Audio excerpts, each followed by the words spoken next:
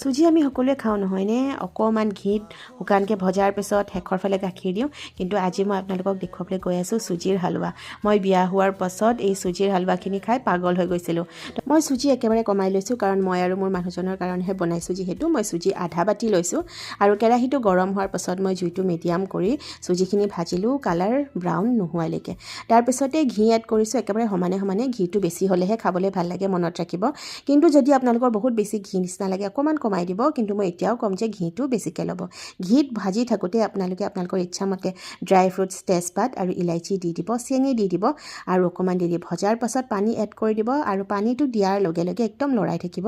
যেতিয়ালৈকে চুজিখিনিয়ে কেৰাহীটো এৰি নিদিয়ে আপোনালোকে ধৰিব পাৰিব এই ভিডিঅ'টো চালে আৰু আপোনালোকৰ চুজিৰ হালোৱা ৰেডি মই শেষত এটা কথা এড কৰি দিছোঁ পানী বহুত বেছি নিদিব পানী কমকৈ দিব নহ'লে পিঠা হৈ থাকিব